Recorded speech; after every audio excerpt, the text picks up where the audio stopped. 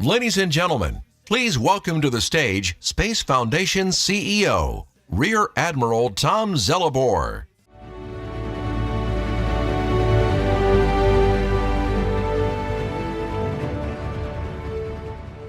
Well, good evening, everybody, and welcome to the 38th Space Symposium. It's really great to see everyone here tonight as we gather the world's space leadership here at the Broadmoor Hotel and Resort. And as many of you already know, this is my last symposium as CEO. What an incredible ride it has been.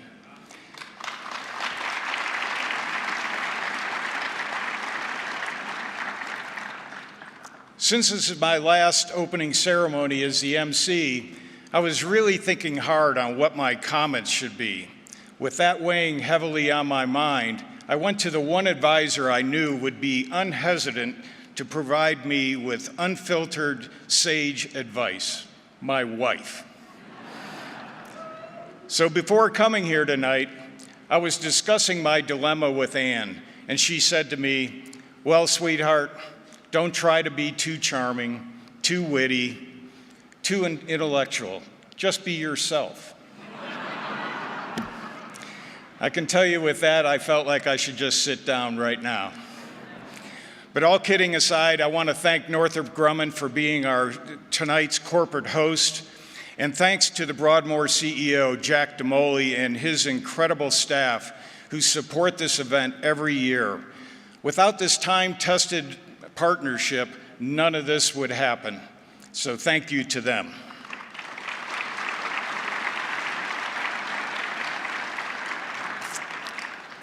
A lot has happened since we last gathered. More innovations have been developed, more breakthroughs have been achieved.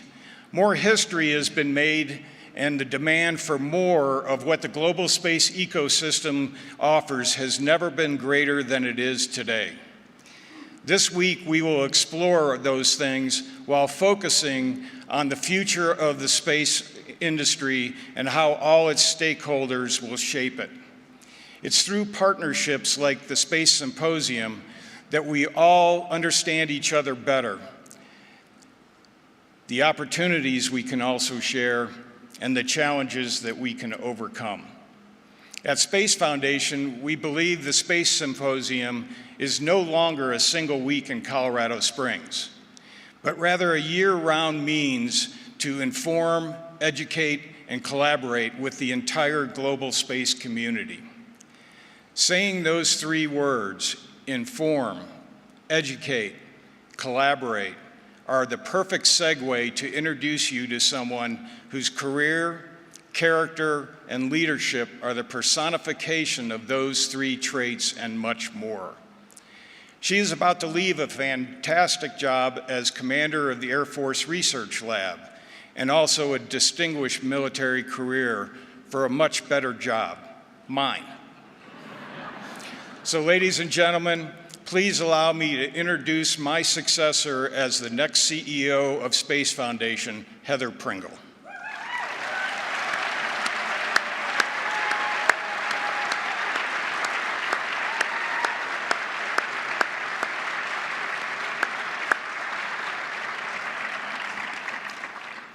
Heather, I mean it when I say this is the greatest job in the world. You will get to work with the superb team at Space Foundation and all of these wonderful people that are here tonight. You are going to absolutely love it, and I deeply appreciate you being here so that the audience can meet you. And Heather will be here until tomorrow and will assume the role as the Space Foundation CEO on July 1st. So Heather, congratulations.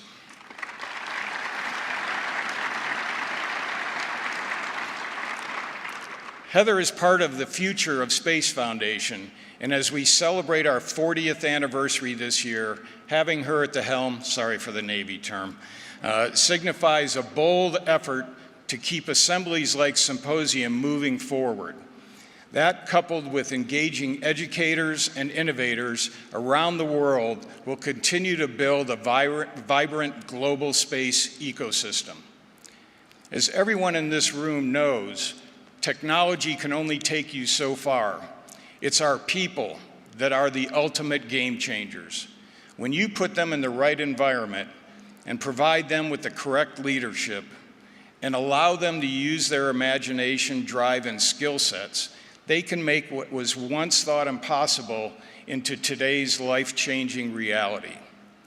One person that I truly admire for his simple leadership lessons is Admiral Bill McRaven, a former Navy SEAL. He states in his brand new book, Wisdom from the Bullfrog, I love the title, a good leader knows how to inspire the men and women that work for them and how to manage the people and resources necessary to complete the task. But leadership is not about just getting the job done. It's also about maintaining or advancing the reputation of your institution. At the end of the book, he states 3 succinct rules to summarize his lessons. A, have a vision that says what you are doing. B, have a strategy that tells how you're going to do it. And C, which I think is the most important, have a plan that shows who is responsible. Think about that for a second. Everybody in this room, this is our responsibility as the leadership of the global space community. So look around this room later on tonight and around the exhibit halls, and then as our program begins, look to this stage, the meeting rooms, the hallways, the receptions, and so much more. Every person you meet this week at the Space Symposium is a game changer for the most impactful, inspirational, and life-changing community on this planet. We are a community that truly looks to the stars when it comes to our future, but we're also a community that knows there's an even greater value when we take the tools and talents that drive our missions and bring them back to the lives here on Earth. Tonight in the awards portion of our program and throughout the week, we will recognize and celebrate many of those people, organizations, and missions who have made some of those life-benefiting technologies and rewards possible. Before we do that, I want you all to look to our shared future and the emerging talent that will take our work, our missions, and aspirations to their next level. As proud and as confident as we may all be for where we are today, what you will see and hear next will give you even greater confidence that the best is yet to come. It is now my pleasure to introduce our corporate host for the evening, Tom Wilson, Corporate Vice President and President, Northrop Grumman Space Systems, who will introduce some of these incredibly special people I'm referring to. Tom, the stage is yours.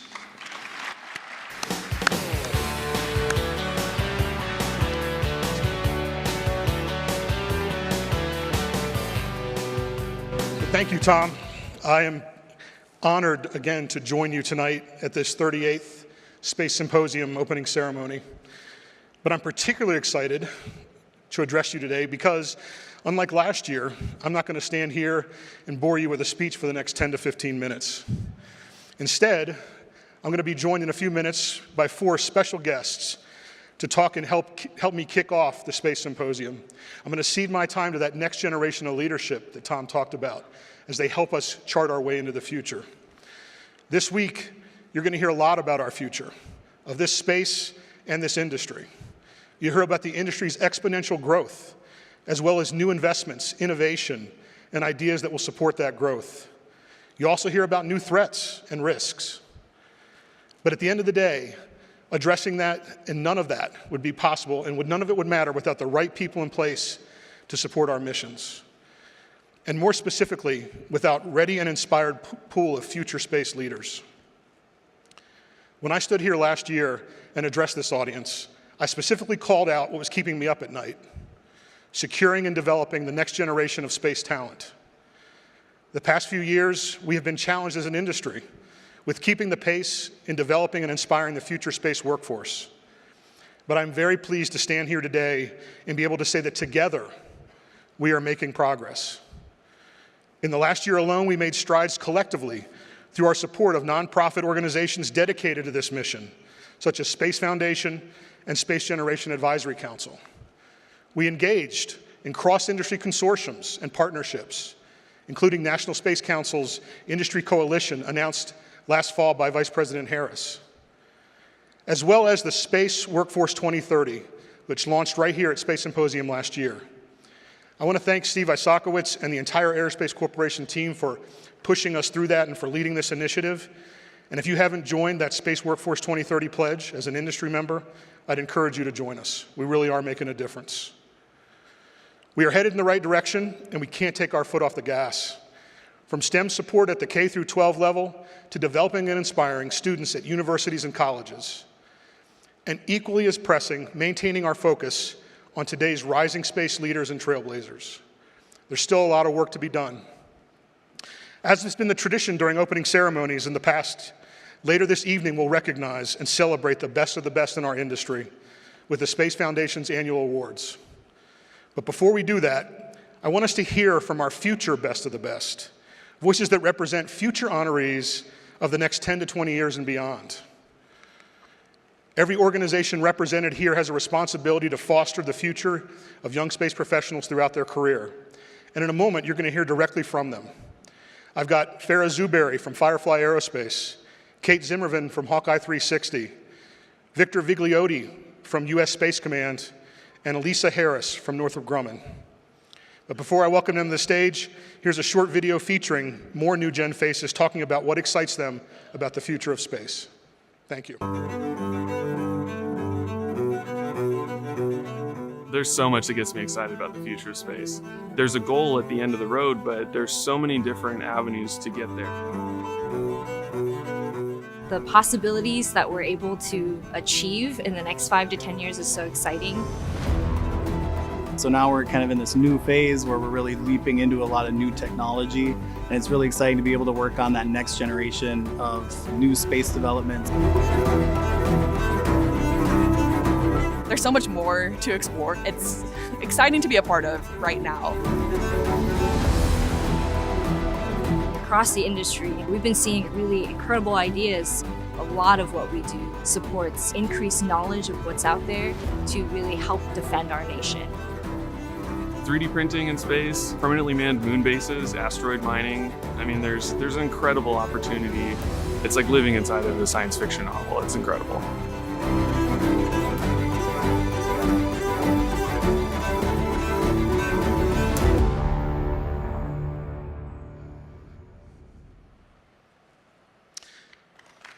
Yeah, there you go. So the future of space is really exciting, and that's going to be the segue into our first round of questions. But first, a quick name introduction. You can certainly read more about our guests here today by looking on the Space Symposium website. They've got tremendous backgrounds already, even though they're only first few years in the industry. But starting to the audience's right, I have Elisa Harris from Northrop Grumman, followed by Victor Vigliotti from U.S. Space Command, and Kate Zimmerman from Hawkeye 360, and Farah Zuberi from Firefly Aerospace. Let's give them a round of applause for taking time to come up here on the stage today. So we've got a pretty strict time allotment, so we're taking a little bit of a risk doing this type of format, but I'm confident this team can meet that objective. Everyone's going to answer the first question, and then we're going to kind of break it up a little bit where we're going to do some questions that only few will answer. Then we've got a lightning round, and then finally one sort of wrap-up question that I want the entire audience to hear. So let's get right to it. So question one, we heard in the video just now about some exciting things happening in our industry. Can you each tell us what one thing excites you the most when you think about the future of space? And Farah, we'll start with you. So I joined this industry because of my interest and excitement for space exploration, and a lot of the things that are happening today in our industry directly support that interest, which is already really exciting. But in addition, I get to work on lunar landers since Firefly was awarded 2 CLPS contracts in support of Artemis. And I work with integrating lunar payloads and helping them achieve their mission objectives on the moon.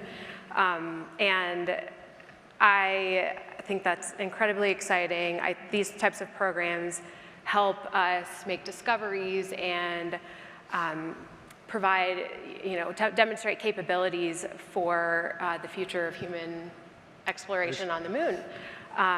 And what excites me the most is I would like to see in my lifetime, because our generation wasn't around during the Apollo era, a human presence on the moon. And it's even more special to be a small part of making that happen. Absolutely. Kate? There you go, yeah. Yeah, so when I first joined the space industry, I actually was working in a pretty large program office for a major acquisition program, and I'll be honest, I really struggled, actually. It was just, when I came into space, I envisioned that it was being very innovative, we're changing the world, Apollo mission, like we're gonna go to the moon, like this, and the reality of it was very, it felt very slow, very methodical. It always felt like we were behind industry at times. And coming out of college, that was really tough for me. It just wasn't what I was expecting. So I left, I went into the tech industry, and I worked on kind of large-scale software systems and cloud computing technologies, and I saw how we could do it. We could push code straight out to production in seconds, and we could do thousands of updates every single week.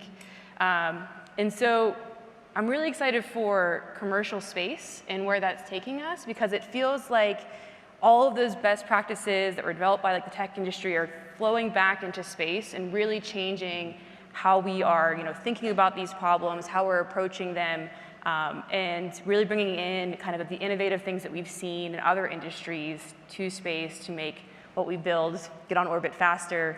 And yeah, I'm just excited for where that's headed. So. Absolutely. Victor. No, absolutely, Tom. As U.S. Space Command's lead for commercial integration, I spend every hour of every workday thinking about the future of industry in the space domain. And what excites me the most is the seemingly endless number of opportunities to partner, collaborate, and integrate commercial capabilities into the Combatant Command space warfighting architecture. You see, during last year's Space Symposium, the commander of U.S. Space Command, General Dickinson, announced the development of the command's commercial integration strategy. Since its publication, the Combatant Command has stood up its Combined Joint Commercial Integration Office, its public-facing SIPR and JWICS industry portals, as well as a commercial integration working group to get after the tasks specified within our commercial integration strategy. With that being said, I'm grateful for the opportunity to represent U.S. Space Command on this panel today, and I look forward to working with many of the space enterprise representatives in the audience today. Thank you. All right, Elisa, your turn. I'm going to echo the theme of a lot of my panelists. I think what excites me the most is the rate of growth of the space industry and the growing diversity of the teams that make this growth possible. The speed and agility at which we're able to push the boundaries of what was once thought to be impossible is just a typical day at the office, which is so cool. The rate and speed at which we're making changes and adapting to our changing customer needs as commercial space and commercial technologies start coming into the frame of what's in the realm of possibilities is really exciting, and that enables us to continue pushing our products forward. For me, as a payload system engineer, that's working on CubeSat demonstration payloads all the way through to exquisite systems. Great, thank you. All right, so we'll do this one with Victor and Farah. So how do you think Webb, Artemis, and the growing commercial space industry change things for the next generation space workforce, and why? Sure, I'll take this one. Yeah, sure thing, Tom. As commercial space rapidly expands into virtually all mission sets within the space domain, so too must the next generation space workforce to meet the demand signal. In other words, growth in the commercial sector almost certainly equates to growth in opportunities for a career in space. And to get ahead of this, U.S. Space Command's academic engagement team seeks to shape the future workforce by enabling a more diverse, robust, and accessible pool of qualified space professionals for both military and civilian work roles within the space mission force. But you see, space enables nearly every aspect of our everyday lives. And to ensure that we stay ahead in the great power competition, as well as maintain another great offset from a societal perspective, we must look to the innovative ideas from the future generation of the space workforce. Thank you.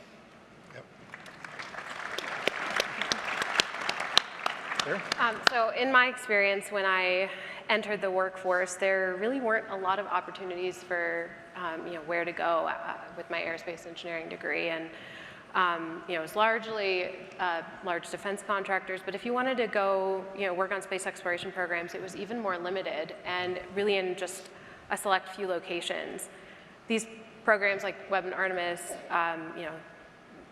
they help, engage the public and not only have provided the interest, but also the investment in order to have new space companies, startups, and even partnerships come to life. And I think that, the new graduates that come into the industry are going to have a lot of options with, variety of verticals and even locations. So I think it's a really exciting time for the new generation space workforce. Absolutely, yes.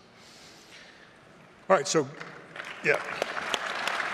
So Caitlin and Elisa, as rising space professionals, what has been the most valued part of your career development so far, and what would help you the most in your career development now and moving forward? So this is a loaded question to answer in 1 minute. I'm going to do my best.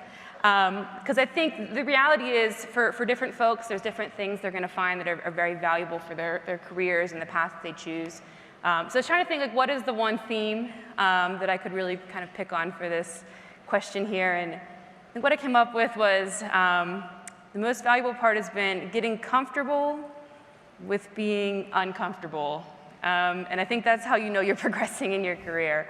So when you have great leaders and mentors and coworkers who are pushing you to take on those roles, those positions that make you step outside the box, maybe do something that you didn't think you're the most qualified for, but they see it in you, and you take that step or you take that leap, that I think is whenever your career really starts to progress and you really start to see those new doors and opportunities open up before you.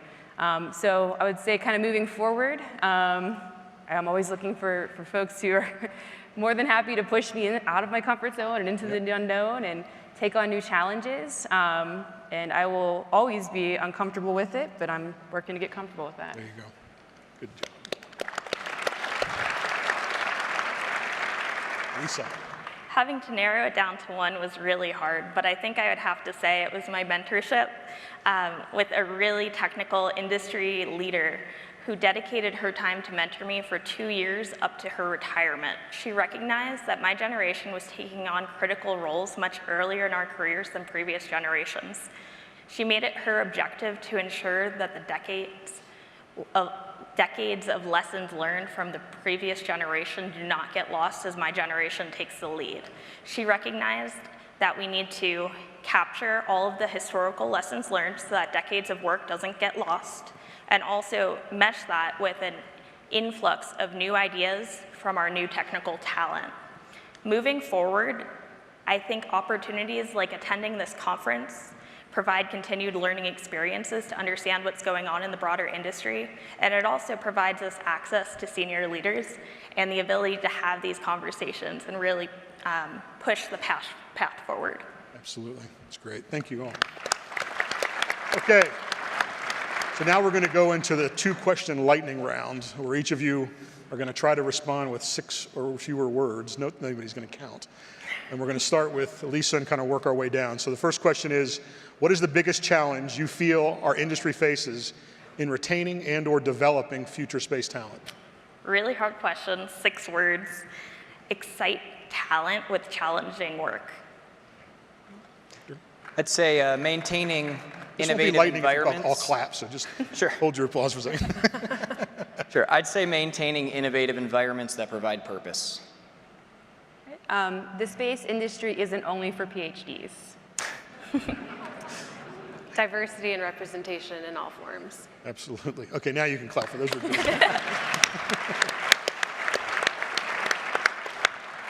All right, next one. What aspects of workplace appeal to you the most as you consider your future there, both as a leader and as a general employee? For me, learning opportunities and career growth. I would mirror that. I'd say opportunities for mentorship and professional development. Innovation, professional development opportunities, and a fun culture. Supportive leadership, enabling growth opportunities. Great. Thank you for those. All right, now as we close the panel, I'm going to ask each of you to give a 1 to 2 minute response to this final question. And this is in particular one of the best questions. I'm really excited to hear the answers to this, because as the future space leaders are going to talk to you as the space leaders of today and tell you, what advice would you give senior space leaders today to support the next wave of space leaders in the future? Go ahead. Lisa, go ahead. You go. Okay. I'll go ahead and start. This is a really hard question, so I'm glad everyone is here as a captive audience. I think my main advice, or really request to senior industry leaders that are in the room or listening to this, is to really encourage your senior workforce to take the time to mentor the next wave of space leaders and provide them the resources to make that happen. Often we talk about mentorship and say we need to do it, but along with that we need to provide those resources. And that could be something as simple as providing a charge number, setting up dedicated lunch and learns, establishing IRADs, for rapid knowledge exchange, and really providing them those tools. I think the second thing that I would recommend and suggest is to encourage senior leaders to expose that next generation to a variety of opportunities in related disciplines and opportunities across the product development lifecycle. In my career, I've had the opportunity to work at the very inception of a program all the way through production opportunities, work hands-on with hardware, software, and systems, and that's really provided invaluable insight as we're solving the next generation of challenges and problems that we're going to solve. Thank you. Victor? All right. I would echo that sentiment again. I would say never pass up an opportunity to provide mentorship to the next wave of space leaders. Teach them leadership, teach them competence, initiative, and drive. Continue setting the example for how to communicate to your seniors, peers, and subordinates alike. Enable innovation by listening to new ideas and challenging your staff to execute them. Continue to identify and recognize good work, and seek to identify opportunities to educate those who don't meet your expectations. Your lessons today remain the foundation for the future space leaders. But that being said, I do appreciate everyone's time today. I'm honored to be sitting here on this panel with a lot of the space architects who helped define the existing space architecture, and I look forward to the continuous advances in the commercial space industry. Thank you. Kate? Where to start? I'd just like to echo what everyone has said thus far. The importance of mentorship and challenging the next generation to become the leaders that you want them to be. And I also say keep pushing the boundaries. I think that this recent kind of influx of bringing in innovative technologies from other industries into space, moving faster, it's really kind of changing the dynamics in a way that I think inspires a lot of us younger folks to want to come to space. It's like the coolest mission. So we want to be here, and it's just that fast-paced culture of innovation I think that's really going to get a lot of folks here. And I think the other thing I'd like to say is just that there's a perception, and you could, true or false, not everyone might agree, but there's a perception that whenever you go into space, you have become very specialized in your career. Whereas if you go into other industries, you can always move around and try different things. And so I would say keep working to change that perception. I think bringing in, again, more commercial technologies helps go a long way there. But just encouraging the idea that if you go work in space, it's not that you can never go work anywhere else in the technology industry. There are lots of opportunities for you to follow your own path. And so changing that mindset, I think, is going to be really key as well to getting that next generation of leaders into the industry. Thank you. Farrah? For me, so my career path hasn't exactly been linear. I've worked in a few different companies, several different types of projects, a variety of different roles from technical hands-on integration to project management, and I really believe that all of those experiences have helped me become a better leader because I'm able to kind of put my feet in other people's shoes and be empathetic, but also understanding of what needs to get done from a business perspective. And I think,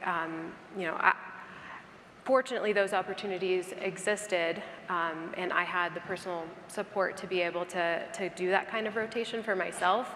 But I had to seek those opportunities, apply, change jobs, change locations, and it wasn't always encouraged. So my advice to senior leaders would just be to allow young professionals to pivot into different roles that they're interested in, maybe different industries that was mentioned, different areas if they're interested in it, and support that and provide mentorship there too. And if they're able to excel in those roles, then you may have unlocked a leadership potential that could be a career changing for that person. So I think having that breadth and just having that support and mentorship, as my peers here mentioned, is really important. Absolutely. Well, for the audience, hopefully you learned some things tonight like I did. And for you, thank you so much for taking the time to come up here and risk. So thank you. Thank you. Thanks, everybody.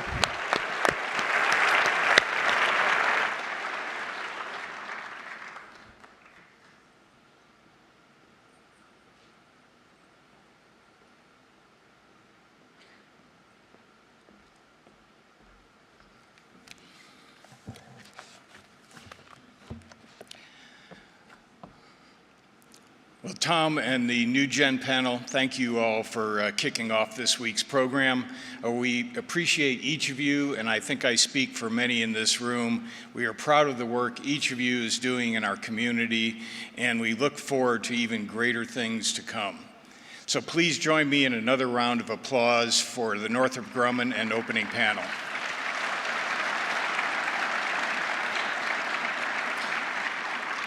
So at the close of this evening's opening ceremony program, we will open the largest and most expansive exhibit hall we have ever had at Space Symposium. This year's exhibit center is also sponsored by our host this evening, Northrop Grumman. It will feature over 230 exhibits from around the world highlighting the creativity, the ingenuity, and the quality of a community that never ceases to amaze or inspire. When you visit it, I expect you will come away even more in awe and inspiration of the incredible technology, both current and future, that our amazing global space community has brought to display. So speaking of inspiration, it's now time for the awards portion of our program and a time to celebrate the people, the organizations, and achievements that highlights our best. So let's get started. Ladies and gentlemen, please welcome to the stage Isabel Kennedy, Deputy Director of the Astronauts Memorial Foundation, and Rachel Harrington, the 2023 Alan Shepard Award winner.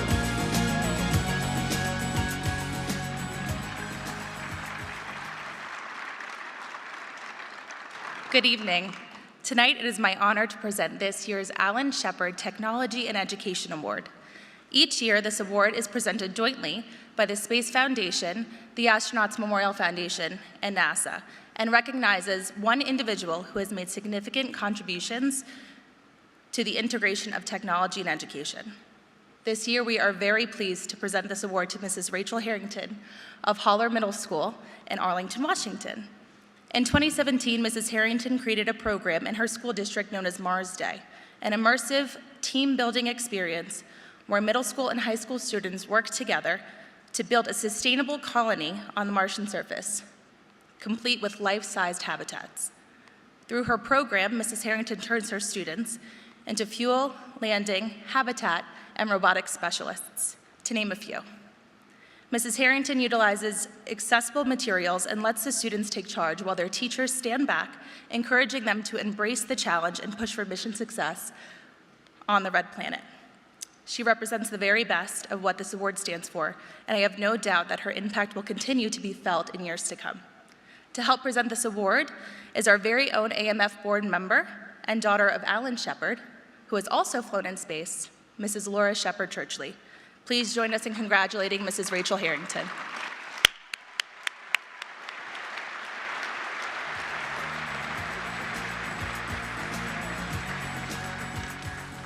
Oh, thank you, Lord. I can't believe I'm standing in front of such a large audience full of the most brilliant minds accepting such an incredible award. I am truly honored. Thank you to the Shepard family, Astronaut Memorial Foundation, and Space Foundation for your continued investment in education. Thank you to my husband and my two daughters who encourage and inspire me daily. Thank you to Najude Moranci and her team at NASA for their constant partnership and help with Mars Day. To my fellow teachers, where are you at? There they are. Keep rocking it. I'm convinced we have the absolute best and most important job there is. To my students, my brilliant students, thank you for making my job so stinking awesome. During the field exercises of Mars Day, these rockstar students, many of whom will be seated next to you in years to come, they specialize as space scientists, engineers, roboticists, and chemists to colonize the red planet. They spend the year researching the work that you're doing at your respective organizations, and then come June, they land on the red planet and work collaboratively for long-term sustainability on the Martian surface. So to all of you, on a very genuine level, thank you for partnering with me to cultivate the next generation of question askers and discovery seekers. Your pursuit of knowledge and willingness to test the boundaries of what we thought possible, and your selflessness of service serve as a constant reminder for all students that they are not limited by circumstance, but can quite literally sail among the stars if they work hard and they dream harder. The work you do affords educators across the globe the opportunity to breed curiosity, creativity, ingenuity, and innovation within the four walls of our classrooms. So on behalf of all educators and our students, thank you.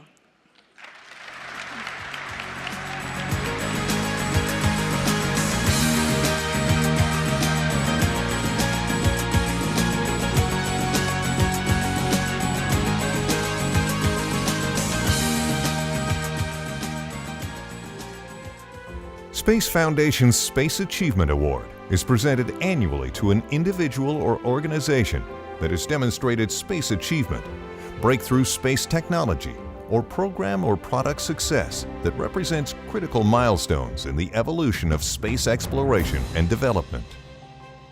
The 2023 Space Achievement Award is presented to NASA's Double Asteroid Redirection Test Team for its successful effort to test the ability of a spacecraft to deflect the path of an asteroid using kinetic impactor technology.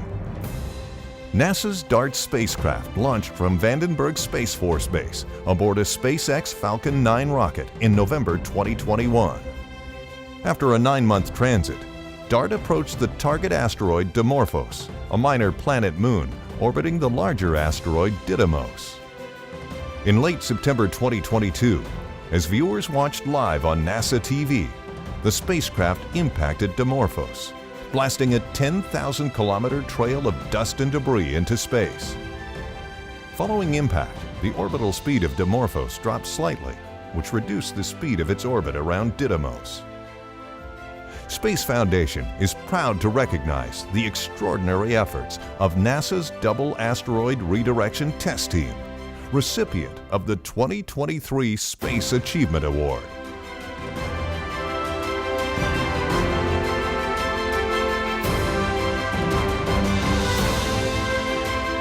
Please welcome to the stage Dr. Nicola Fox, NASA Associate Administrator for the Science Mission Dictorate, and DART team representatives of the Johns Hopkins Applied Physics Laboratory.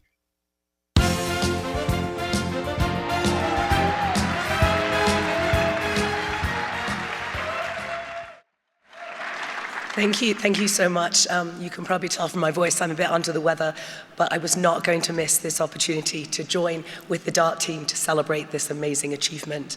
Obviously, that video just told you the incredible things that DART did. In 2016, NASA formed the Planetary Defense Coordination Office, and since then they've worked with agencies, both domestic and international, to help protect our planet from near-Earth asteroids and near-Earth objects. But for me, DART was much more than that. It was much more than a tech demo. Everybody watched those images that came in as we got closer and closer to the asteroid. And I mean, we're used to seeing glimpses of the early universe. We're used to seeing daily postcards from Mars. We're used to seeing up-close images of our own star. But we also saw absolutely up-close images. You couldn't actually get any closer to the asteroid to get these images. And I'm not sure if I'm the only person that at the last minute thought, don't hit it. But they did, and it was wonderful. And so this award goes to the DART team for precision accuracy, for laser focus, and for unswerving eyes on the target. And that goes for both the mission and the team. And so I would like to ask, I know there was a lot of partners in the DART mission. Please, if you took part in the DART mission, please stand up and be recognized. Congratulations.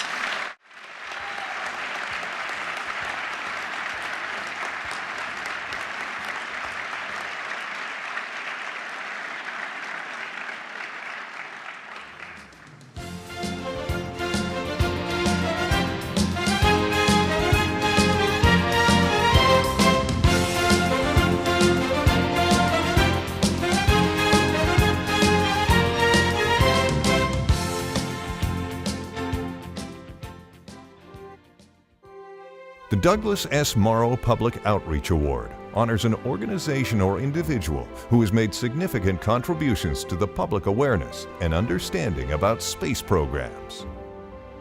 The 2023 Morrow Award is presented to the United States Postal Service for celebrating spacefaring pioneers and achievements through more than 60 years of space-themed stamps.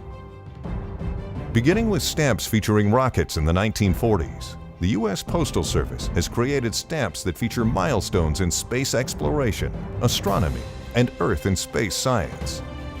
Space-themed stamps also recognize and honor astronauts and visionaries who have contributed to America's space exploration programs, like Robert Goddard, Sally Ride, and the crew of Apollo 11. Popular stamp issues feature the early days of human spaceflight, the Apollo and Shuttle programs, robotic exploration of our solar system, and, most recently, the James Webb Space Telescope.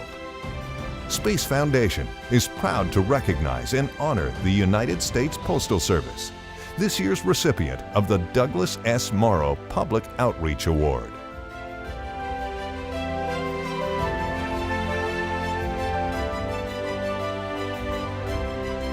Please welcome to the stage William J. Gicker, Jr., Director of Stamp Services for the United States Postal Service.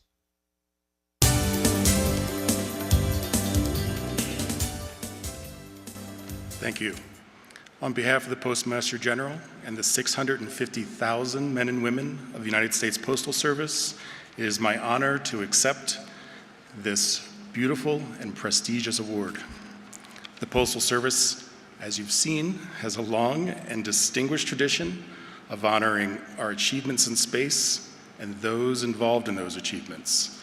We have also featured the many wonders of space, and these stamps remain among our most popular. Later this summer, we will add to this tradition when we recognize the amazing accomplishments of the OSIRIS-REx mission to Bennu and back. A special thanks to our partners and friends at NASA for their continued help and support on these projects. And thank you to the Space Foundation.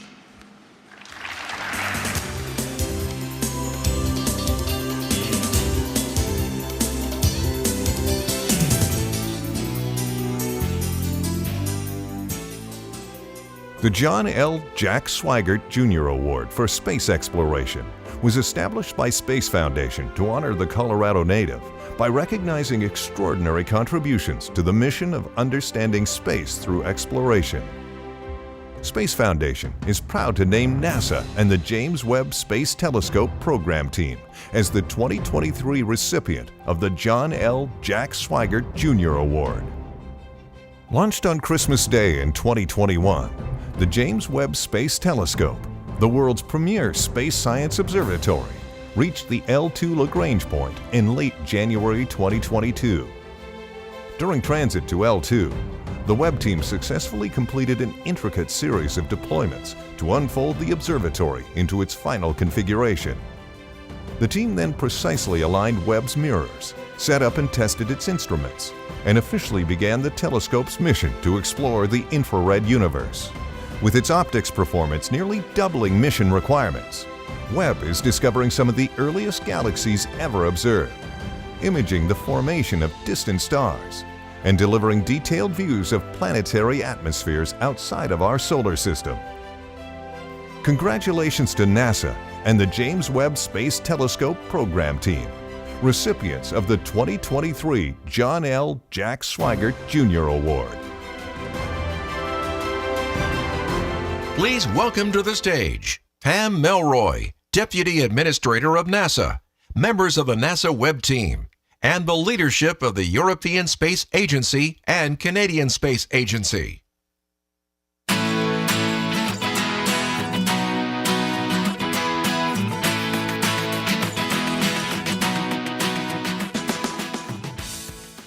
Thank you so much to the Space Foundation. We were all in so much awe when we saw the first images that came from Webb. I think it changed the world.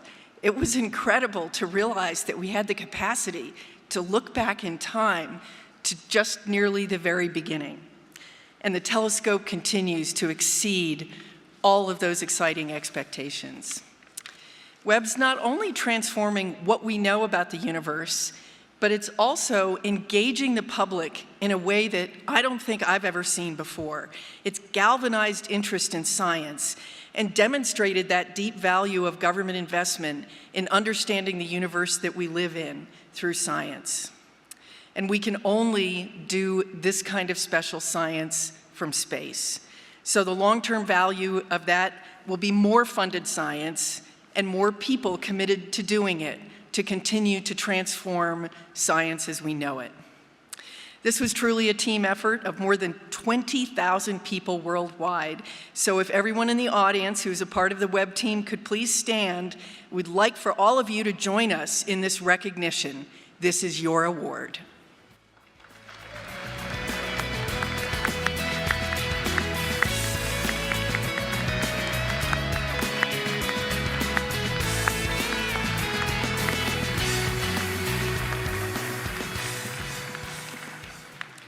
To our amazing partners at ESA and the Canadian Space Agency, Ariane Spass, and our industry team at Northrop Grumman, Ball Aerospace, Lockheed Martin, L3 Harris, and many others.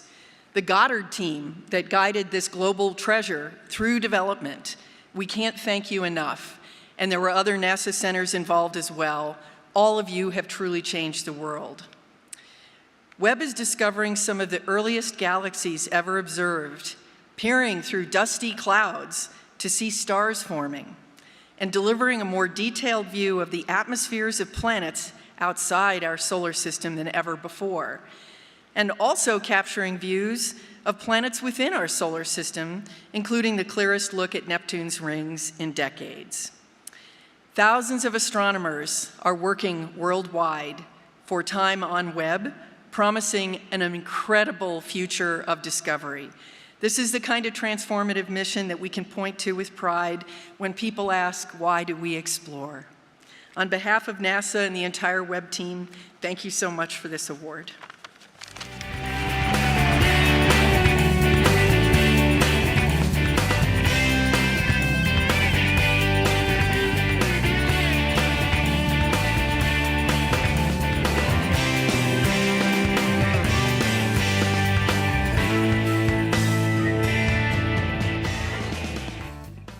Ladies and gentlemen, please welcome to the stage Jeff Grant, Chairman of the Board of Directors, Space Foundation.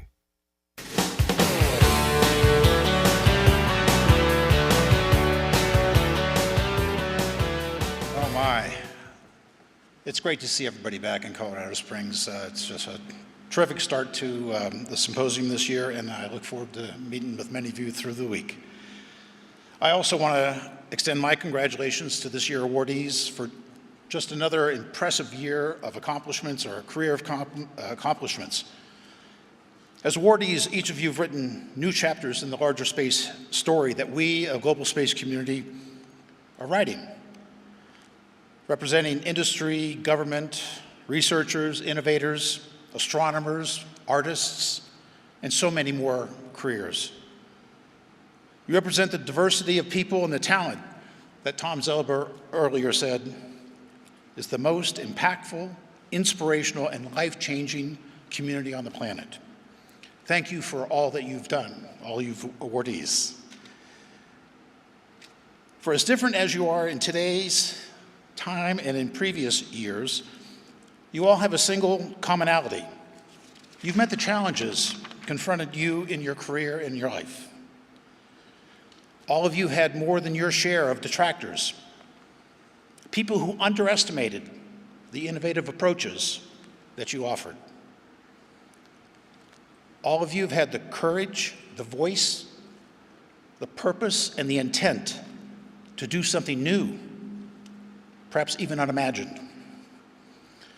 All of you, on, I'm sure, more than one occasion, have decided to take a challenging approach, approaches that others chose not to take.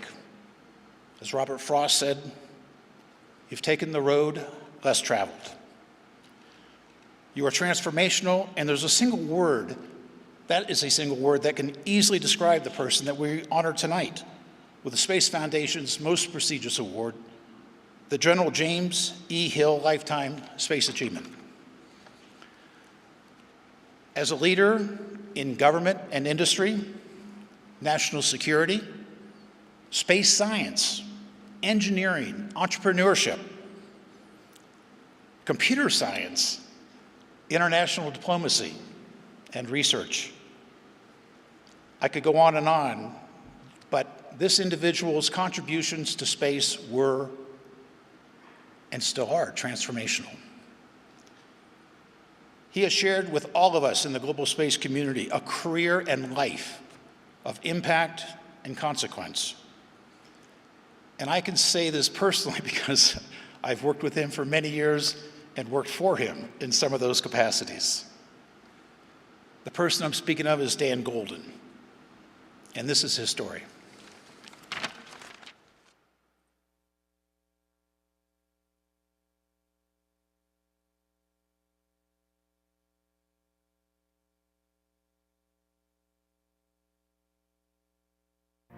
The year is 1947. Jackie Robinson takes the field for the Brooklyn Dodgers, becoming the first African American to play Major League Baseball.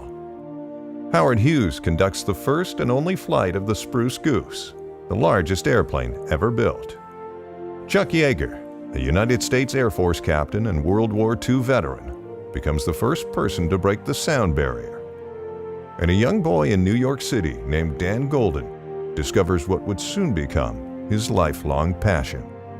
When I was 7 years old, my father took me to the Hayden Planetarium at the Museum of Natural History in New York City. I remember the day, and I couldn't believe what I saw. An asteroid, a piece of an asteroid. I saw very fuzzy pictures of Mars taken with much lesser telescopes. I mean, for God's sakes, this was 1947. I'm older than a damn rock. Dan attended public school in the Bronx, then earned a Bachelor of Science degree in Mechanical Engineering from the City College of New York. After graduation, Dan moved to Cleveland, Ohio, to begin his career at NASA's Lewis Research Center. I went there because they were working on a trip to Mars. I was working on ion and plasma engines and nuclear power supplies. And I was figuring we would get there before 1980, and I started in '62. And the Vietnam War heated up, and national security became an issue. And Cy Ramo at TRW had someone call me, and I went to TRW. After joining TRW, Dan managed projects for both NASA and the Department of Defense, rising to the position of Vice President and General Manager. Over his 25-year career at TRW, he pioneered national security programs critical to the security of the United States and helped bring about the end of the Cold War. And just when we were having a collapse of the defense industry, I got a call from the president's office. In 1989, Congress encouraged President George H.W. Bush to reinstate the National Space Council, an advisory group that would align policy and strategy across all space sectors and provide a direct link to the White House. So this was a congressional initiative, which we all welcome. And I was the chairman of the Space Council, the first time of the congressionally enacted Space Council. I was a member of the National Space Council during Bush 41's administration. We had asked the administrator at the time to undertake a study to look at the cost of returning to the moon, this time to stay. And the results of the study came back and essentially horrified us. And that was a red flag to many of us that perhaps we need to find new leadership. I looked at what was going on at NASA. I said, this is not going to work. This is simply not going to work. We got to bring in, somebody that's got energy, that's got leadership capability, somebody who comes from perhaps the private sector that can really shake things up. And that's when we found a guy by the name of Dan Goldin. I didn't want to take the job because at the time, NASA was in a lot of trouble. Oh man, were they in trouble. I interviewed him. I said, you really want to make this transfer? I mean, you're doing quite well at TRW.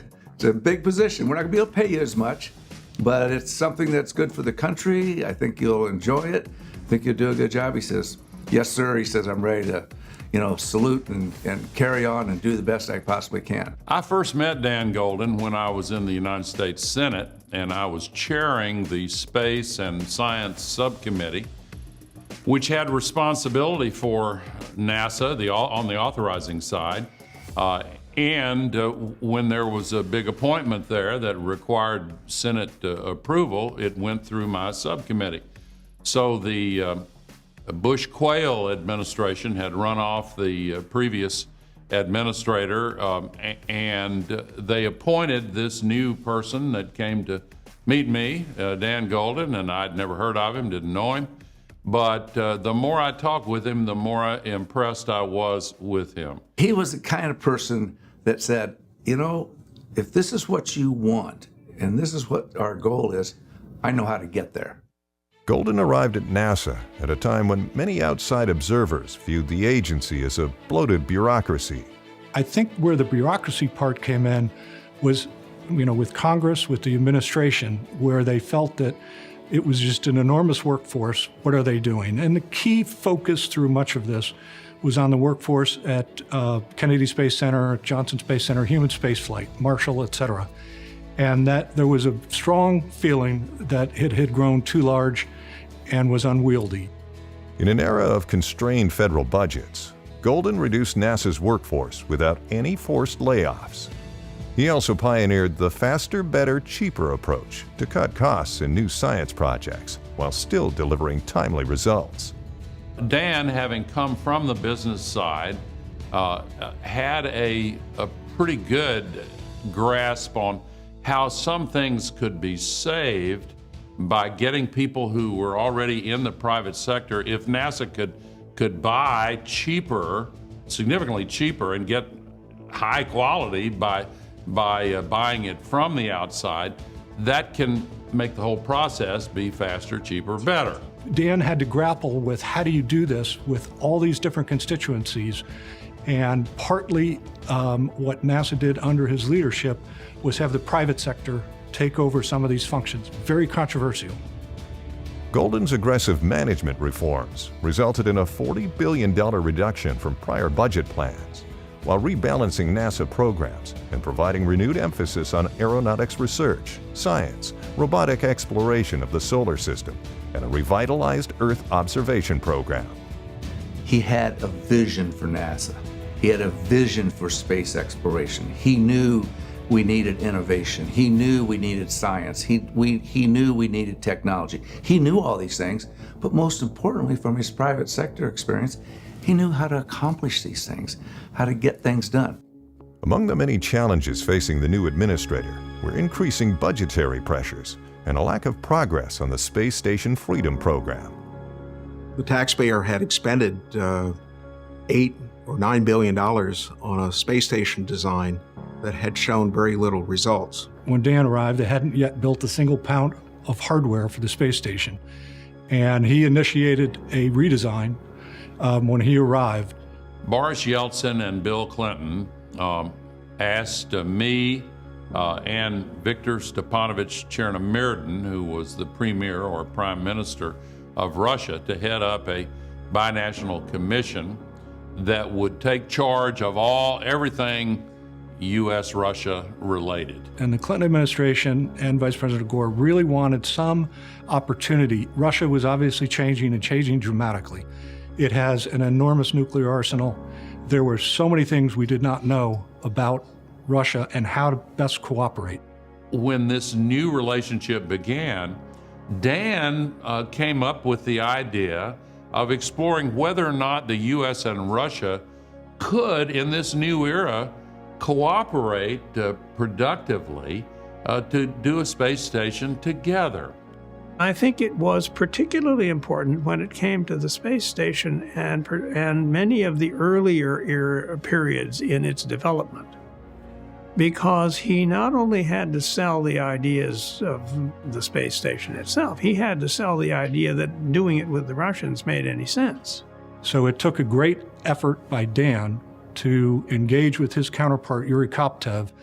And Yuri Koptev had all the same challenges Dan had with the Duma and the leadership of Russia, et cetera, and his own agencies. I think I remember Dan saying this to me, that if we'd had to do this alone, or, with a couple of others who didn't have much going on, it would have been much more expensive. And it just was the dynamic that he was able to use that brought that project together. The redesigned space station passed by a single vote in the U.S. House of Representatives in June 1993, and NASA formally invited Russia to join the program in October. And late the following year, we signed the agreement and started what became the International Space Station. The Shuttle Mir program evolved out of the initial ISS plans, as each country would fly the other's crew members to Russia's Mir space station. Phase 1 served as a testbed for the two nations to learn to work together in space. 7 American astronauts completed long-duration missions aboard Space Station Mir between 1995 and 1998. Goldin oversaw 60 space shuttle missions during his time as NASA administrator. These missions included all 11 flights of the Shuttle Mir program, 3 servicing missions to the Hubble Space Telescope, the first flight of the orbiter Endeavour, the first space shuttle flight commanded by a woman, Eileen Collins, the first 11 space station assembly missions, and many space lab and science missions. Dan Goldin retired from NASA in November 2001, having served 9.5 years as NASA's longest tenured administrator. Dan Goldin served 3 different presidents, 2 Republicans, 1 Democrat. He started with us, 8 years with Bill Clinton, and a little bit of George W. Bush. He was an extraordinarily effective leader, spokesman, and kind of spirit for NASA. I mean, he was himself a sort of fountain of enthusiasm about what he was doing, and it was contagious. International Space Station would not exist were it not for Dan, period, full stop. It was that force of personality, the fact that he was working so many hours every day, all week long, to get that off the ground and up in the air and flying. In fact, the whole boom now in private space launches traces back in a major way to policy changes that were made when Dan was administrator. So when the full roster of his contributions to the public interest in this nation, I just thought he did a terrific job and put NASA back on the course that it needed to be on. That's why I say he was the right administrator at the right time for NASA. Space Foundation is proud to recognize Daniel S. Goldin, recipient of the 2023 General James E. Hill Lifetime Space Achievement Award.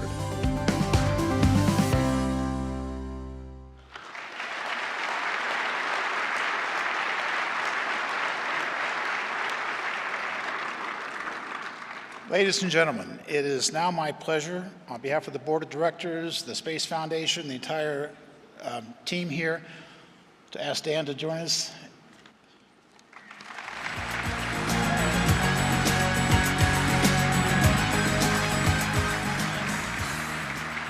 Could you take these off? Because I need to put this here.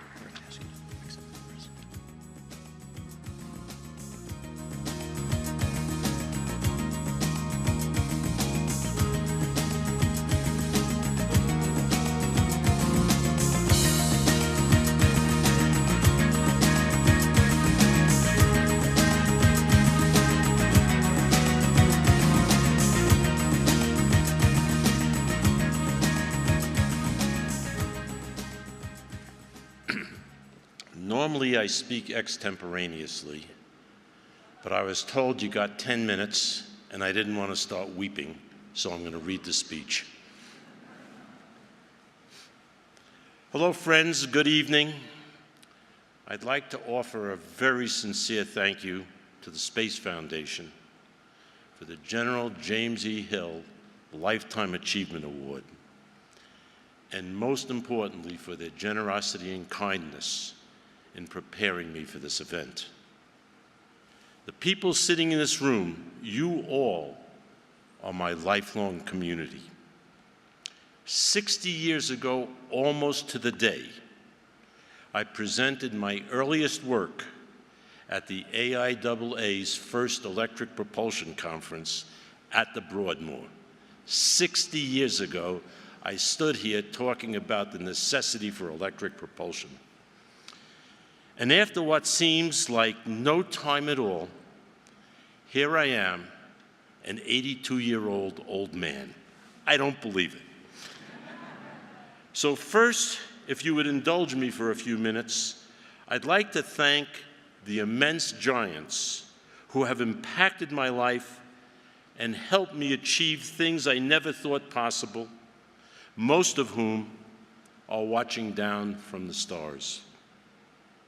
At 7 years old, you saw that on a trip to the Hayden Planetarium, my father changed the course of my life. A grateful first-generation American, he taught me early on how the immense blessing of learning through reading, art, music, mathematics, and astronomy was the basis for achieving the American dream. It was he who instilled in my deep love and appreciation for designing things, building things, repairing complex objects like used cars, speedboats, model airplanes. Most importantly, however, his generosity, curiosity, and love provided a childhood where I developed an unwavering self-confidence for my future endeavors. To Louis Goldin, thanks for these many gifts that only a father or a mother can give a child.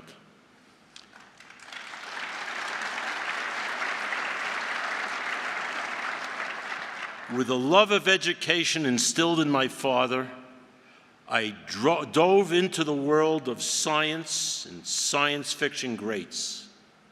To Michelangelo, who I read about and studied, Robert H. Goddard, Richard Feynman, Arthur C. Clarke, Isaac Asimov, Ray Bradbury, Kurt Vonnegut, and Gene Roddenberry. Thanks for your brilliant and awful, highly prophetic works.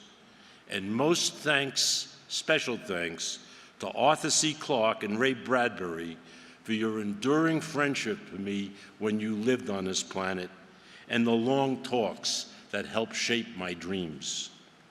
To Dr. Simon Ramo, the genius and founder of TRW, who in partnership with General Bernard Schriever delivered a message of mutually assured destruction to the Soviet Union when they developed and initially deployed the Minuteman ballistic missile in only 8 years. We didn't have solid rockets then. Thank you for decades of invaluable mentorship. You taught me the critical skills of system engineering and how to become an effective executive. You asked me only pointed questions. You never told me what to do. Leaning into the tough fights and executing on my vision. To Jerry Elvrum, who developed the deep throttling Pintle engine that landed Buzz Aldrin and Neil Armstrong on the moon. As my first boss at TRW, you took me to school on how to rapidly and successfully develop advanced technologies.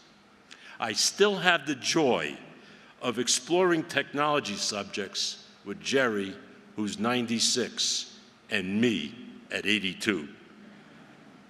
To President George H.W. Bush and Vice President Dan Quayle, thanks for your confidence in selecting me and your unwavering support to reinvigorate a critical and essential American institution. Thanks to the Senate Confirmation Committee, my job interview with them was much more difficult than my first interview with President Bush. However, if I had to, I'd face the committee again to be able to accomplish what we did together. To President Bill Clinton and Vice President Al Gore, to President George W. Bush and Vice President Dick Cheney, you allowed me to continue to lead. It was my nurture. It was my life. Even after a change of U.S. administrations, you allowed me. And to carry out your vision for America's space program, and for that, I'm eternally grateful. I should like to thank one more president, John F. Kennedy. In the shadow of the Sputnik launch only a few years earlier, President Kennedy pledged Americans would land on the moon. That was May 1961. As I listened to Kennedy's speech, it changed my life. And I decided I had to go to NASA, skip graduate school, and help America regain technological leadership in the domain of space. Thanks to every one of my colleagues who have worked with this somewhat intense and somewhat quirky person at NASA Lewis, TRW, NASA New Edge, and today at Cold Canyon and Cerberus Capital Management. At every stage of my career, I've been blessed to work with brilliant minds who share my belief that developing and deploying critically needed technologies improves the quality of life on Earth and allows every American to feel safe and secure in their homes. Finally, the deepest thanks of all goes to my wife, Judy, who has the patience of Job and the wisdom of Solomon in dealing with this crazy. She's been with me on the whole path. We were married 60 years last June.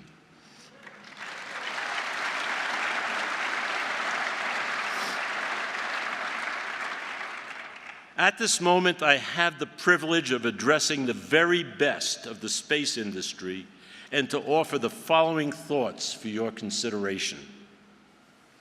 For every giant I just named who helped shape the course of history in space, there were thousands of others who made those very contributions possible. So, as my generation's leadership and impact in this area draws to a final close, I want to encourage you. You are the giants.